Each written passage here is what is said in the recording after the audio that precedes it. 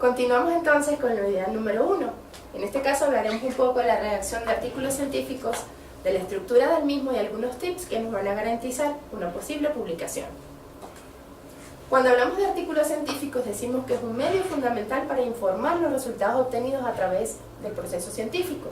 Su función esencial entonces será la comunicación del conocimiento, aparte de dar a conocer nuevas aportaciones y descubrir cosas que se ignoraban, las cuales nosotros entonces obtuvimos a través de todo el método científico.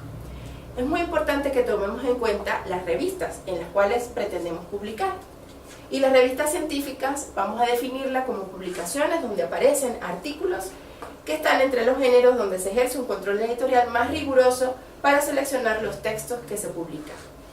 Esta selección va a hacerse a través de pares revisores.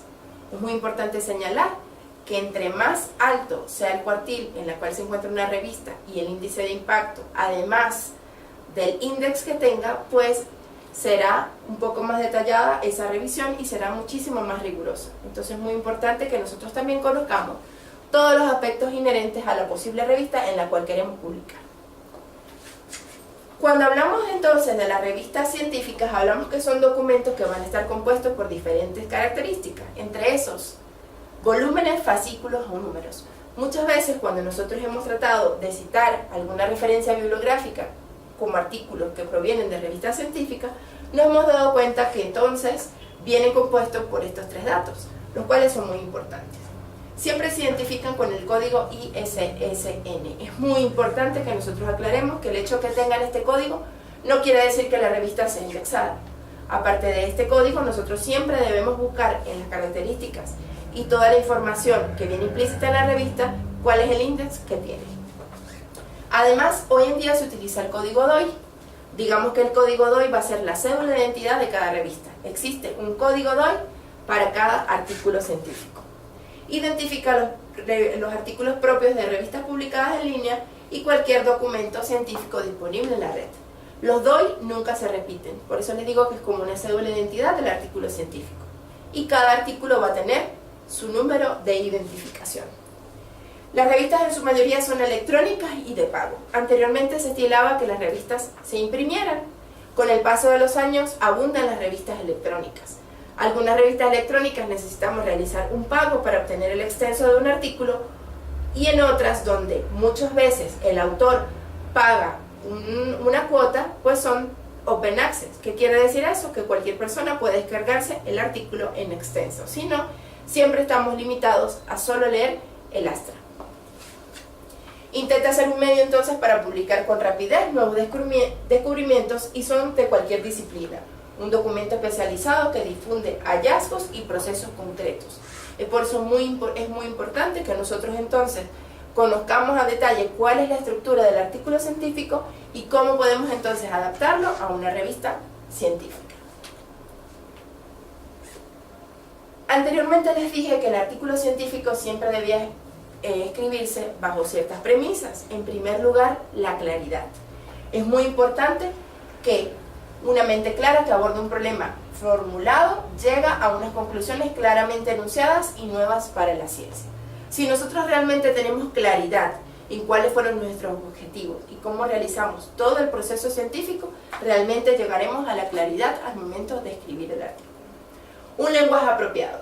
El lenguaje apropiado es aquel que transmite el sentido con el menor número de palabras. Muchas veces nosotros queremos abarcar con diversa cantidad de palabras todo el contenido del artículo científico.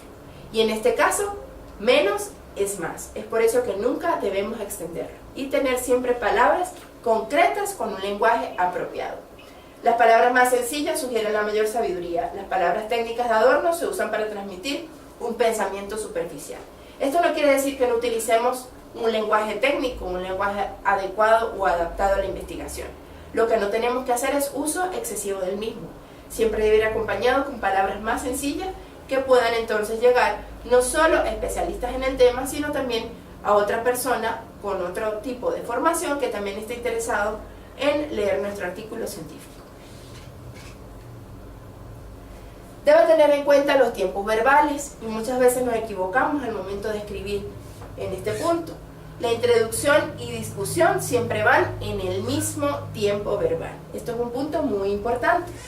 mientras que el abstract, materiales y métodos y resultados, siempre deben redactarse en pasado. Debe escribirse siempre en primera persona del plural, nunca en tercera persona. Asimismo, no debemos utilizar un lenguaje el cual manifieste una postura religiosa, política, científica y mucho menos nuestros sentimientos. Es muy importante que nosotros seamos bastante rígidos con estos aspectos al momento de que escribamos un artículo científico. Tenemos que tener siempre en cuenta cuáles son las normas de publicación de la revista, entre estas, nombre de los autores, el abstract o resumen y las citas y referencias, las cuales, como les dije anteriormente, pueden variar siempre de una revista a otra. Antes de enviar un trabajo hay que tener en cuenta diversos aspectos, y entre estos, si el trabajo incluye ilustraciones que se hayan publicado en otra parte, necesitará siempre la autorización. Muchas veces nosotros podemos hacer uso de esquemas, gráficos e imágenes que han sido publicados en algún libro o en algún artículo científico anteriormente por otro autor. Es muy importante que nosotros siempre que hagamos uso de esas imágenes, siempre colocamos la fuente. Tendrá que ceder los derechos de autor sobre su trabajo a la revista. Es decir, cada vez que uno hace un artículo, siempre cede los derechos de autor. Eso lo veremos un poco más adelante. El derecho de autor es el derecho exclusivo de reproducir, publicar y vender materia y la forma sobre la obra literaria o artística. Es decir, nosotros siempre tenemos que ceder los derechos de autor para que esa información pueda ser publicada y pueda ser difundida también. Este derecho protege las formas originales de expresión, pero no las ideas expresadas. Este punto es muy importante. En cuanto a los tipos de artículos de estructura, hemos visto a través del tiempo, cuando hemos realizado alguna revisión bibliográfica o hemos leído algún artículo científico que esté relacionado con algún tema de investigación en el que estemos trabajando en algún momento, que estos artículos pueden ser un artículo original o un artículo de revisión. A continuación vamos a establecer las pautas y las diferencias entre estos dos tipos de artículos. Cuando hablamos de un artículo original, hablamos de un artículo inédito, en el cual se presentan resultados obtenidos del proceso de investigación. En cuanto al título, siempre es muy importante señalar que este título va a ser leído por miles de personas y es posible que el resto del artículo no. Por eso les dije anteriormente que es muy importante que el título del artículo sea novedoso, llamativo y que acapare toda la atención de la persona que lo está leyendo. De ese título realmente va a depender el éxito o no que podamos tener en nuestro artículo. ¿Por qué? Porque no es solo publicarlo, es también que sirvamos de referencia, es decir, que nuestro artículo sea citado la mayor cantidad de veces. Y si existe una persona en Ecuador o en otro país que esté haciendo una investigación en la misma área, simplemente con leer el título se siente atraído a nuestro artículo y posiblemente vamos a obtener una citación de esa persona. Un buen título es aquel en el que se usen menor número de palabras. Anteriormente también les dije que se utilizan como máximo 15. Y siempre está relacionado o generalmente con la conclusión final del artículo. Nunca debe tener más de 25 palabras. Ya 25 palabras es excesivo y lo ideal entre 12 y 15. Debemos tener en cuenta los servicios de indización bibliográfica y resúmenes de artículos que dependen grandemente de la exactitud del artículo. Aspecto muy importante. En cuanto a los autores y la institución, muchas veces algunas instituciones educativas, algunas universidades, tienen un modelo de artículo científico por los que muchos se guían y muchos adecúan su artículo a ese formato. Pero es importante señalar que ese formato va a variar de acuerdo a la revista en la cual nosotros queremos publicar. Entonces, realmente, una vez que nosotros elijamos cuál es la revista en la cual queremos, vamos a adaptar toda la parte estructural del artículo a esa revista. Debe tener, se pone un apellido e inicial del nombre, aunque hay algunas revistas que exigen un apellido y un nombre. Es muy importante que nosotros cuando publiquemos siempre utilicemos el primer nombre. Muchas veces hay personas que acostumbran a utilizar el segundo nombre y el segundo apellido. Entonces, si vamos a utilizar a una publicación el primer nombre y el primer apellido, que las publicaciones futuras siempre estén con el mismo nombre y el mismo apellido. De modo que cuando nosotros queremos tener algún récord de investigación, siempre se nos identifica por nuestro nombre y apellido, el cual se colocó en todas nuestras publicaciones. No debemos ir cambiando ni de nombre ni de apellido, porque evidentemente para la comunidad científica parecerán dos personas diferentes. Como les dije anteriormente, va a depender de las normas de las revistas. Hay algunas, o la mayoría, exigen un apellido y la inicial del nombre, pero otras piden el nombre completo. Es importante el primer y último nombre, el nombre de la institución, y si hay más de una institución se pone el número encima de los nombres. Ese número hace referencia al nombre de la institución. Puede aparecer o no la dirección física. Muchas veces nosotros colocamos el sitio de adscripción. Esa adscripción va con un número en superíndice y ese superíndice se colocó también a los diferentes autores, de modo que la persona que está leyendo sabe cuál es el sitio específico de adscripción de cada uno de los autores. Asimismo, como dice allí, lo más importante siempre es el primer nombre y el último nombre, porque en muchos países el último hace referencia al jefe de grupo. Y también es de suma importancia el autor de correspondencia, que es el autor del artículo, el cual se va a comunicar siempre directamente con la revista y con las ciertas posibles correcciones que puedan tener por parte de los pares revisores. En este caso tenemos un ejemplo de dos artículos científicos y podemos ver los títulos que nunca exceden en palabras y vemos que cada uno de los autores tiene un superíndice y luego vemos la institución con el mismo superíndice, lo cual fácilmente lo que hacemos es identificar autor con institución. Es lo que se acostumbra en la mayoría de las revistas. Y vemos aquí el autor de correspondencia, que en este caso es la primera autora, la cual es la que se comunicó siempre directamente con todo el comité editorial de la revista donde fue publicada. El abstract o resumen. Tenemos que tomar en cuenta y en consideración que el abstract o resumen no es más que una versión miniatura del artículo. Muchas veces nosotros queremos colocar en los resultados, en el apartado de resultados en el abstract, absolutamente todos los resultados que obtuvimos. No, nosotros simplemente tenemos que hacer una selección de todos los aspectos más importantes de nuestro artículo, los resultados más relevantes, los que nos dieron diferencia significativa al momento de analizar los datos. Ya los demás se van a explicar al momento que mostremos los resultados. Entonces, como es una versión miniatura de nuestro artículo, debe hacerse interesante, llamativo para el resto de los lectores, porque de eso depende entonces no solo la posible aceptación de una revista o que se interesen en nuestro artículo, sino también que podamos tener futuras revisiones o futuras citas de nuestro artículo, lo cual es la meta de cualquier investigador. No debe exceder nunca 250 palabras, pero como les dije anteriormente, va a depender realmente de la revista a la cual se envíe. Un solo párrafo o varios subpárrafos bien estructurados. Algunos investigadores acostumbran a hacer un artículo que, si bien está semiestructurado, no tiene divisiones en las diferentes estructuras. Hay otros que sí colocan introducción, material, elementos, resultados, conclusión. Pero eso depende también de cómo sean las normas de la revista en la que queremos publicar. Y debemos hacer uso de palabras claves, es decir, palabras que son herramientas para la identificación fácil del tema o el área específica que estamos investigando.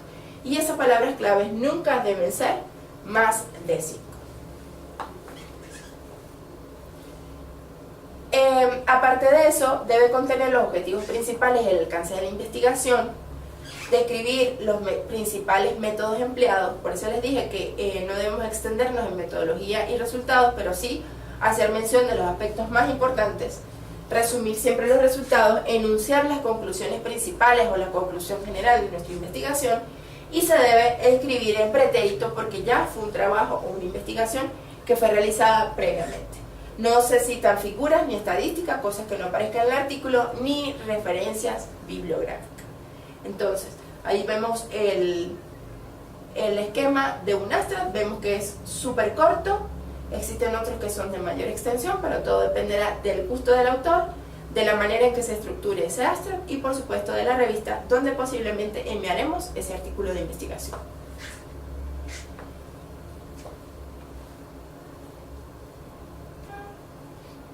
Aquí tenemos otro ejemplo de abstract, vemos que no está estructurado, sin embargo, inicia con una breve introducción, luego hablamos de cuál fue el objetivo y la metodología y terminamos con una pequeña conclusión. Si vemos, no lo vemos estructurado de manera que lo diferenciemos a simple vista, Si lo leemos podemos ver que tiene diferentes estructuras. Y al final vemos diferentes palabras claves. Aquí tendremos 4 palabras claves. Recuerden que nunca más de 5.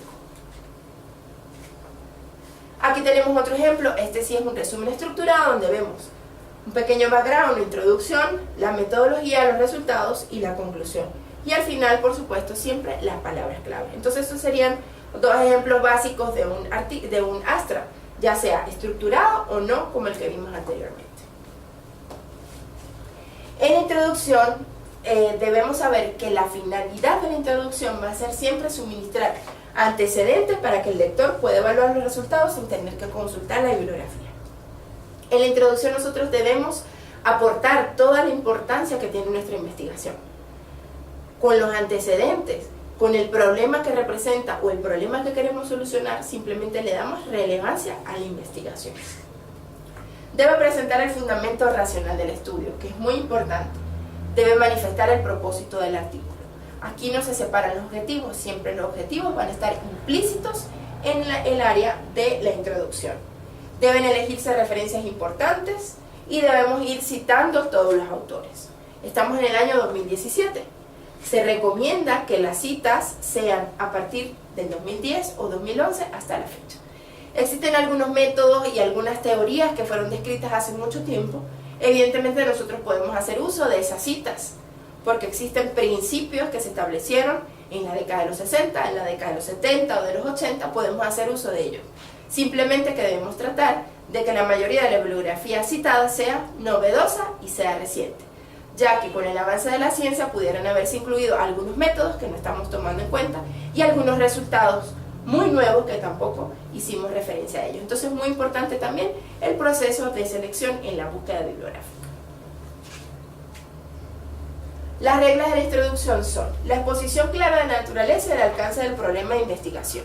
Siempre tenemos que hacer un pequeño análisis con la introducción, antecedentes de la investigación, qué problema representa realmente el tema del caso de estudio y, por supuesto, llegamos a los objetivos. Los párrafos siempre deben estar conectados, es decir, entre un párrafo y otro no puede existir un punto y aparte que empecemos a hablar de algo totalmente diferente. Debemos utilizar conectores y debe leerse siempre de manera fluida. El éxito de una introducción y que sea un poco llamativa y que sea realmente agradable para leer, está siempre condicionado por el uso de conectores que nos permitan siempre leer con fluidez la parte de la introducción. Revisar publicaciones pertinentes para orientar al lector, y eso va en la búsqueda bibliográfica. Mencionar los principales resultados de las publicaciones citadas en algunos casos, o mencionar las conclusiones de algunas publicaciones citadas, si es el caso también. En algunas disciplinas siempre utilizamos la forma de embudo, o en otras palabras, macro, meso y micro. Es muy importante que nosotros siempre estructuremos de lo más grande a lo más pequeño. Comenzamos información sobre importancia del tema, general tratado, resumimos a grosso modo algunos conocimientos que se tengan del tema en específico en el cual estamos escribiendo, señalamos alguna cuestión que no esté resuelta en este tema, es decir, no se ha llegado a esto y por eso es importante que hagamos este estudio, y exponemos finalmente cómo la investigación actual o la investigación que estamos realizando o que realizamos ya se ocupa entonces de este tema y de resolver todos los problemas inherentes con el tema específico que nosotros seleccionamos para nuestra investigación científica. Los materiales y métodos, como les dije anteriormente, siempre deben ir en pasado. Deben escribirse el fundamento, donde nosotros describimos detalladamente el diseño experimental y damos detalles suficientes para que un investigador pueda repetir los experimentos.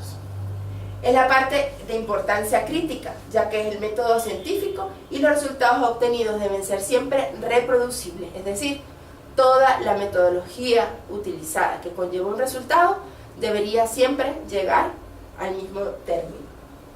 Siempre hace mención a las pruebas estadísticas realizadas, al paquete estadístico o a un paquete o un software especial si utilizamos o alguna herramienta informática que utilizamos para el análisis de los resultados.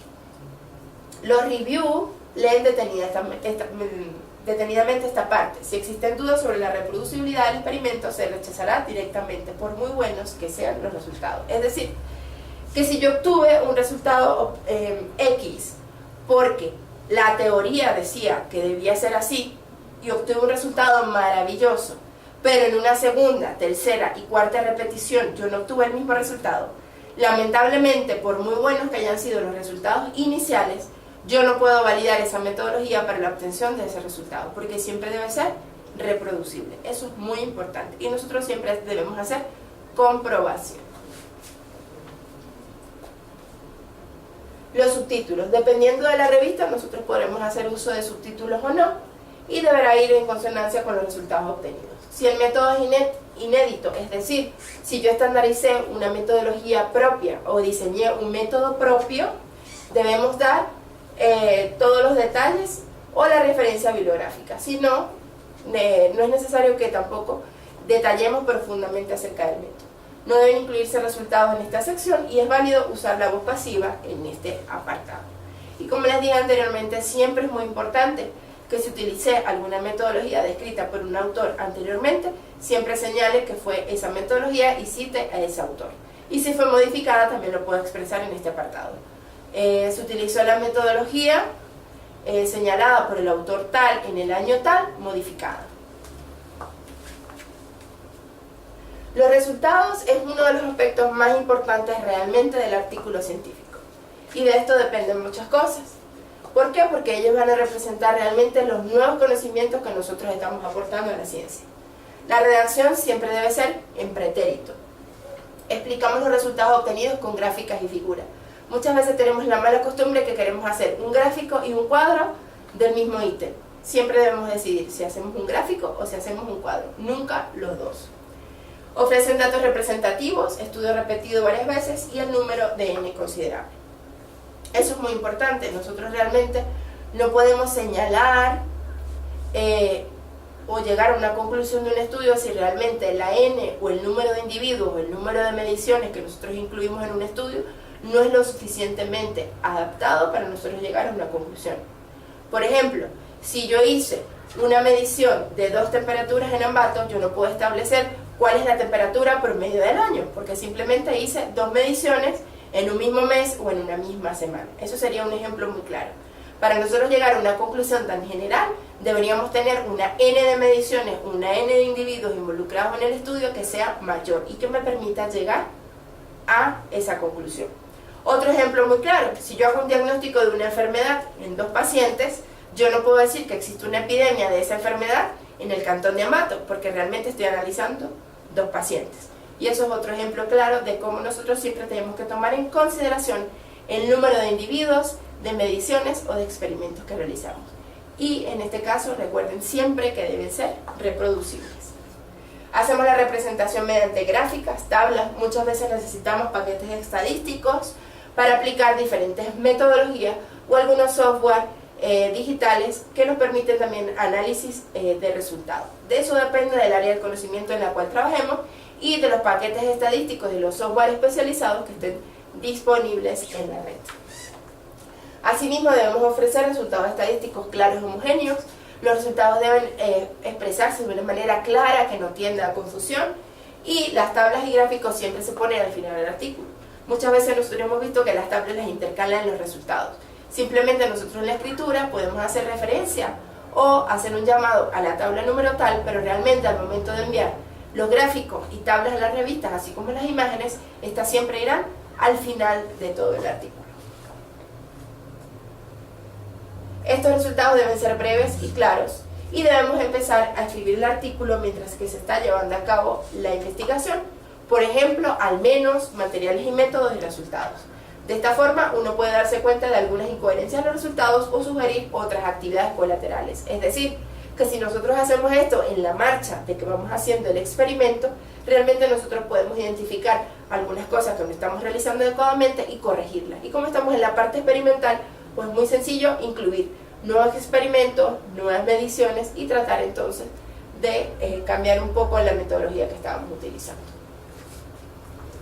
En la discusión y conclusiones es la sección realmente más difícil de escribir. ¿Por qué? Porque nosotros prácticamente allí lo que tenemos que es defender los resultados obtenidos y no defenderlos por defenderlos. Tenemos que tener base científica para poder entonces señalar el por qué o posiblemente nosotros obtuvimos ese resultado, por qué inferimos esa conclusión final de nuestro estudio. Entonces, en esta sección, que es la más difícil de escribir, nosotros debemos tratar de presentar los principios, relaciones, generalizaciones de los resultados, y estos resultados se exponen, no se recapitulan. Muchas veces las personas tienen la mala costumbre de escribir nuevamente en la discusión los resultados. Nosotros podemos escribir un número general, pero no podemos hacer alusión a todos los porcentajes, a todas las mediciones obtenidas. ¿Por qué? Porque eso ya lo explicamos en la parte anterior, que eran los resultados. Entonces, en la discusión nunca debemos volver a recapitular esos resultados, porque eso ya se describió en la sección anterior. Debemos señalar las excepciones o faltas de correlación y delimitar los aspectos no resueltos.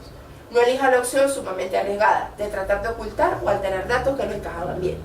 Si yo obtuve un dato que sale fuera del estándar, que no fue el esperado, que no ha sido reportado en otro lado, sino que es todo lo contrario, yo no debo tratar de ocultarlo, yo debo tratar de delimitar o de establecer cuáles fueron las posibles causas por las cuales yo no llegué a ese resultado, que pueden depender de la zona geográfica, del clima, de la naturaleza, de los individuos, del método, de muchas cosas. Y nosotros podemos inferir que esos resultados se obtuvieron a partir de esas condiciones y por eso llegamos a esos resultados específicamente. O también podemos compararlos con otros similares en el caso de que sean correlaciones. Deben concluir con un breve resumen de las conclusiones sobre la significación del trabajo. Siempre nosotros llegamos a una conclusión como general, donde le damos mayor relevancia al artículo científico que estamos haciendo. Los materiales y métodos y los resultados se deben corresponder mutuamente, es decir, la introducción y la discusión debe funcionar como una pareja, así que la introducción tiene la misión de decir el porqué de la investigación, debe haber dejado planteada una serie de preguntas que la discusión trata siempre de responder. Y por supuesto, de acuerdo a la metodología que utilicé, vamos a obtener una serie de resultados. Entonces aquí vamos a tener pares de acuerdo a la estructura del artículo que nos van a permitir entonces realmente tener una correlación y tener un desempeño total de este artículo que nos permita realmente poder publicarlo en un corto tiempo. Es muy importante los agradecimientos. Nosotros siempre tenemos que agradecer en nuestro artículo científico cualquier ayuda técnica, ayudas financieras externas, subvenciones, contratos o becas que hayan sido con los que se hayan utilizado fondos para nuestra investigación. Nosotros siempre podemos ocupar un apartado para este ítem, ya sea un proyecto el cual fue financiado, ya sea una ayuda técnica. No necesariamente las personas que tienen una pequeña ayuda deben ir en el paper. ¿Por qué? Porque cada autor debe tener su responsabilidad, pero sí pueden ir claramente en la sección de agradecimiento. Entonces, por eso es muy importante que nosotros siempre agreguemos el ítem de agradecimientos a nuestro artículo científico. En cuanto a las referencias, sabemos que las referencias describen los datos necesarios para identificar el documento, para localizarlo o para conseguirlo. Es la cédula de identidad de los documentos que representan o identifican.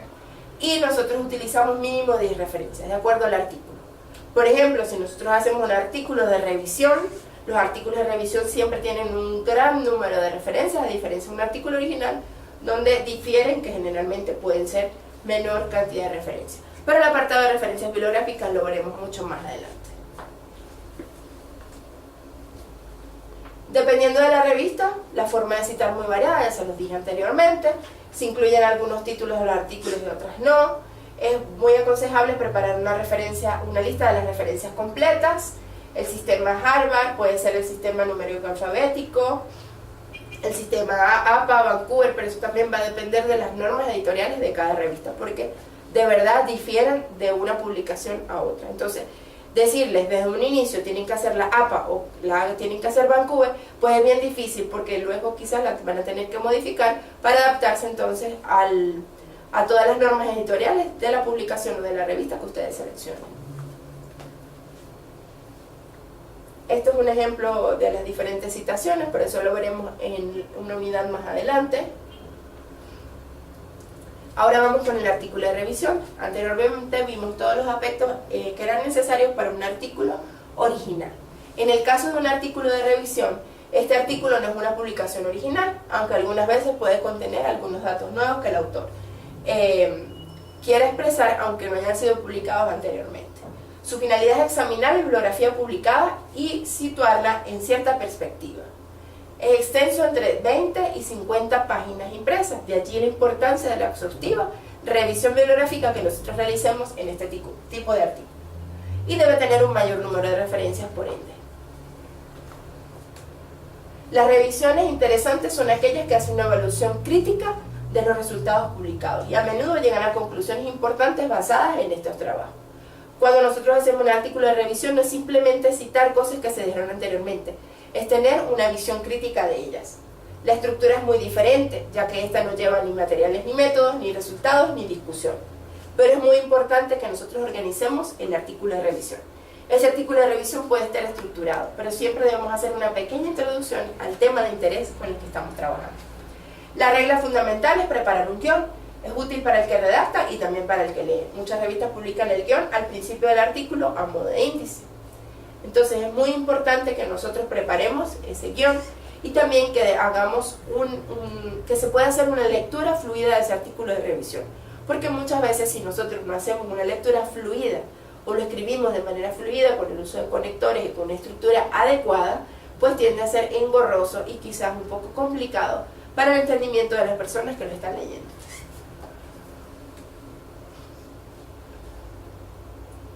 Antes de escribir la revisión tendremos que seleccionar la revista. ¿Por qué?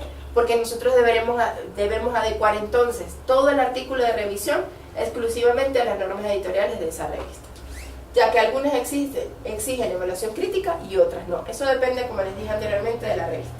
Hoy en día gran parte de las revistas prefieren revisiones sobre estas últimas, ya que las hacen aportaciones en determinada materia o en determinada área específica del conocimiento. Los párrafos introductorios, como les dije anteriormente, van a ser muy importantes, ya que ellos nos dan una breve entrada a la importancia del tema que escogimos para realizar esa revisión. Y determinará evidentemente si el lector va a seguir leyendo o no. Por eso es muy importante la manera como nosotros vamos a establecer y cómo vamos a estructurar esta introducción. En general se escriben cuando se ha escrito previamente varios artículos y se domina una bibliografía en un tema concreto. Muchas veces, cuando existen investigadores de cierta trayectoria, cada uno se va a adecuar a un área de investigación o una línea de investigación específica. Cuando uno ya tiene una área de investigación específica o un tema de interés específico, pues va a ser mucho más fácil entonces orientarse hacia una revisión de un tema de interés. ¿Por qué? Porque ya se maneja bibliografía previamente. El formato para la publicación debe llevar un título que debe ser claro, sencillo, conciso, descriptivo, en tono afirmativo, nunca más de 15 palabras igualmente, no debe utilizarse siglas y debe incluir palabras claves. El resumen, el análisis de la revisión bibliográfica debe llevar una o dos frases describiendo la pregunta o el problema, una o dos frases describiendo el caso y por qué merece, por supuesto, ser informado. Debemos hacer un análisis de la revisión bibliográfica, es muy importante, y debemos establecer si el artículo de revisión es de suma importancia y por qué. Okay.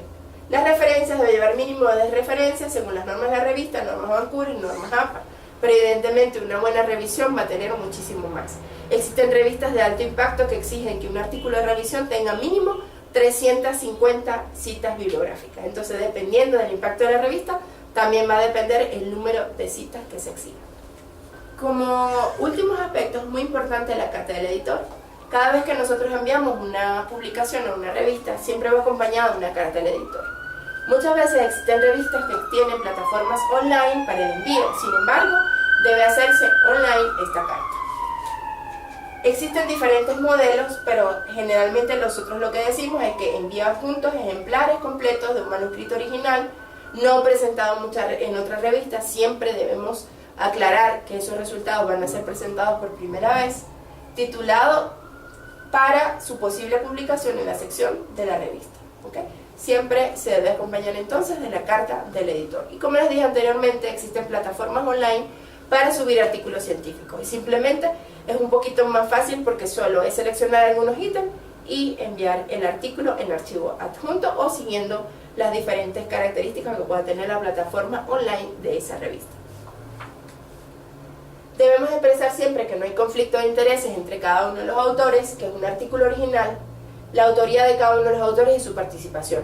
Muchas revistas te exigen que pongan el nombre del autor y cuál fue su aportación al artículo científico. Entonces allí la importancia que nosotros siempre delimitemos la cantidad de autores a los que realmente trabajaron en el artículo.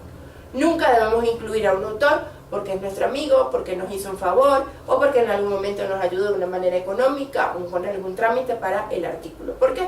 Porque cuando llegamos a este punto donde nosotros debemos explicarle a la revista cuál fue la contribución de cada uno de los autores, pues podemos tener algún conflicto. Y por supuesto, debemos ceder los derechos de autor y el plagio.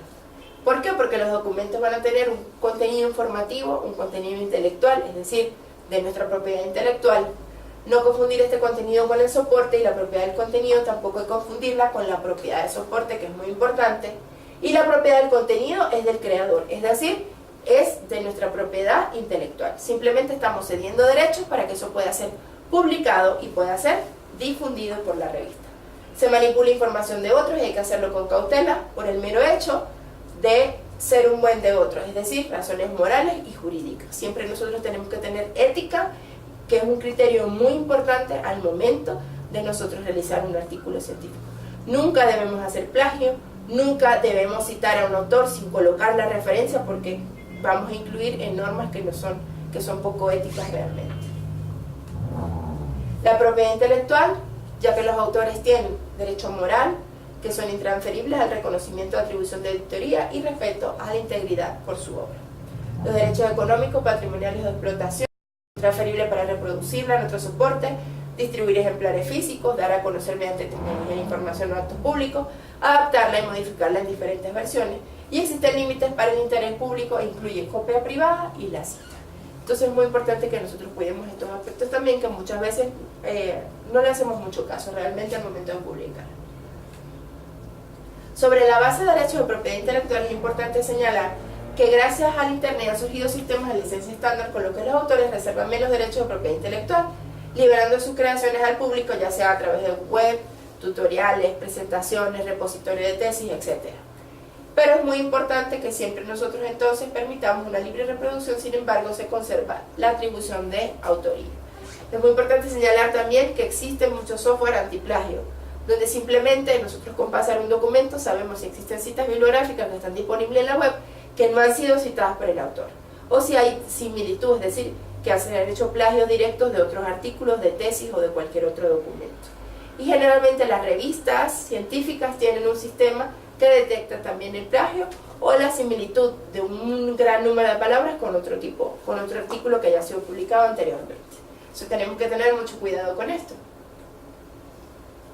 Es muy importante también que nosotros demos a conocer brevemente algunos aspectos de nuestra investigación, y esto lo podemos hacer a través de trabajos verbales o presentación de conferencias o de trabajos en diferentes eventos científicos. Entonces lo primero que nosotros generalmente hacemos es enviar un resumen a un comité científico, y una vez que sea aceptado, entonces nosotros podemos presentarlo a medida de una breve exposición oral o a medida de un póster. El hecho que estemos en proceso de publicación no quiere decir que no lo podamos hacer, simplemente no podemos colocar absolutamente todo, es simplemente un breve resumen de lo que se hizo en la investigación.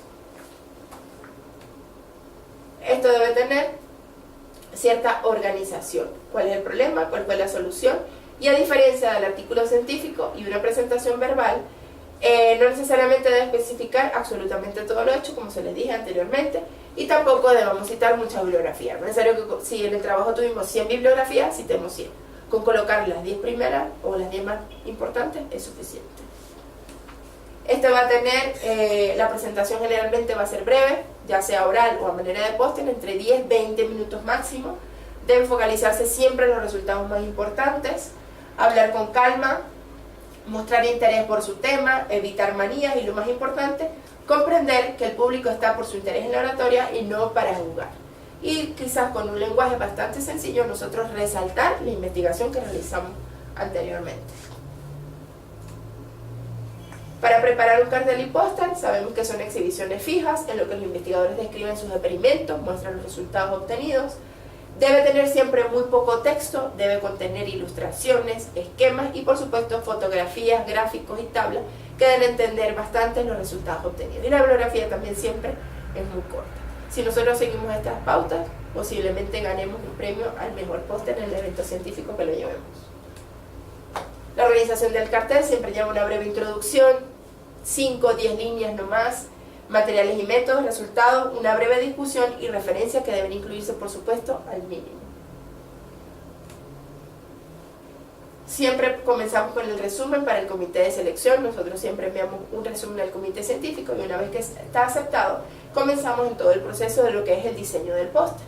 El título siempre lo debemos colocar en letras grandes, tiene que ser llamativo, generalmente hacemos alusión a los logos de las instituciones que están inmersas en la presentación o que han participado en la investigación, y no debemos apiñar los elementos, es decir, muchas veces queremos poner muchísima información en un póster. Entre más simple sea y entre más visual sea, pues tendrá muchísimo más éxito al momento que nosotros lo presentemos en el evento científico.